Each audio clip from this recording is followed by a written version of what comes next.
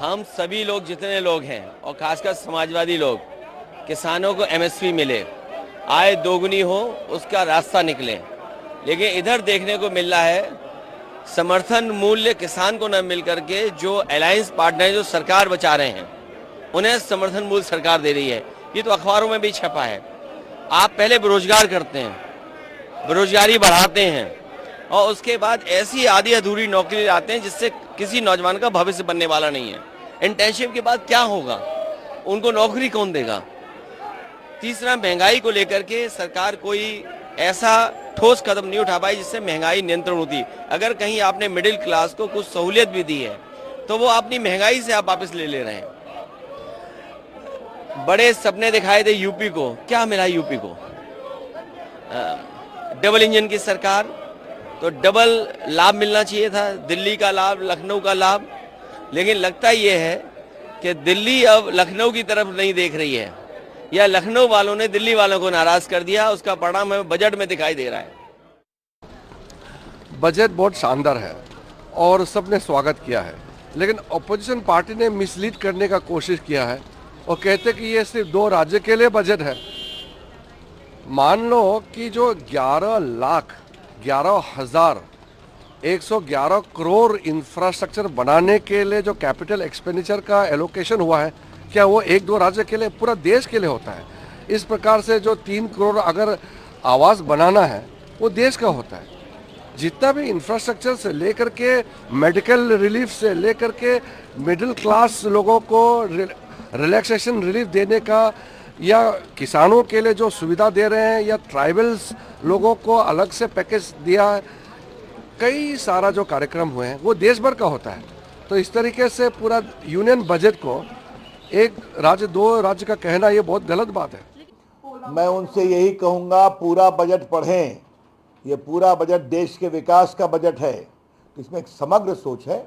तो इसलिए आप निश्चिंत रहिए, वो बोलते हैं बोलने दें। और बिहार, आंध्र प्रदेश में जो अन्याय हुआ था, किसके कारण हुआ था? याद करिए, हड़बड़ी में जब मनमोहन सिंह की सरकार थी तो बिना होमवर्क किए जबरदस्ती बंटवारा किया गया था। तो आज जो उस समय गड़बड़ियाँ हुई थी उसको सुधारा जा रहा है। अब चूँकि वो कुर्सी बचाओ की बात करते हैं तो मुझे एक ही बात कहना है, क्या हम उनकी कुर्सी बचाएं? क्या उन्हें बैठा दें सत्ता में?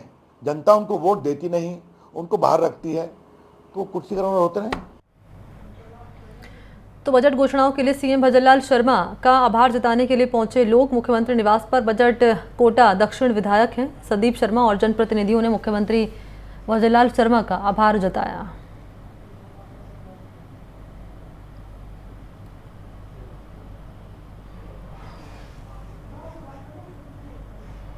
तो राजस्थान विधानसभा में महिला बाल विकास, आपको जानकारी दें, युवा खेल और उद्योग विभाग की अनुदान मांगे पारित हुई हैं। मंत्री राज्यवर्धन राठौड़ ने नई खेल नीति का ऐलान करते हुए कहा कि केंद्र की तर्ज पर सर्वश्रेष्ठ खिलाड़ियों के लिए अलग से ट्रेनिंग कार्यक्रम चलाया जाएगा। खेलो भारत की तर्ज पर खेलो राजस्थान कार्यक्रम शुरू होगा। 17 नए जिलों में खेलो इंडिया सेंटर स्थापित होंगे।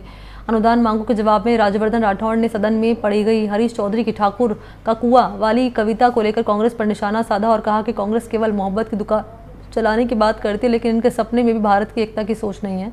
राठौड़ ने कहा कि कविता के जरिए समाज को तोड़ने की बात हुई है, लेकिन कांग्रेस की तरफ से टोका नहीं गया। हरीश चौधरी की ओर से पढ़ी गई कविता ठाकुर का कुआं जवाब में राज्यवर्धन राठौड़ ने सदन में महाराणा प्रताप और जवानों की शहादत पर कविता सुनाई।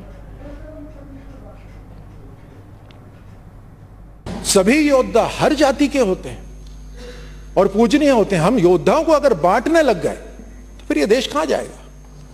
प्रश्न है सम्मान का, सम्मान है बलिदान का, बलिदान है जवान का, जवान है हिंदुस्तान का।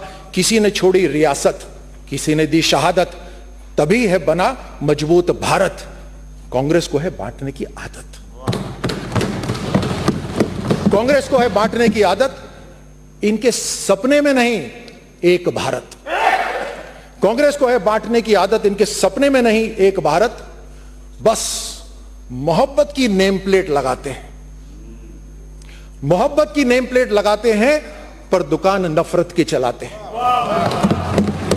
वो जो कविता यहां पढ़ी गई थी अध्यक्ष महोदय, उसके अंदर केवल जहर था, रोकना चाहिए था, रोका नहीं। बोर्ड मोहब्बत की दुकान का, सौदा नफरत के सामान का। इनको फर्क नहीं नुकसान का, क्योंकि नुकसान हिंदुस्तान का।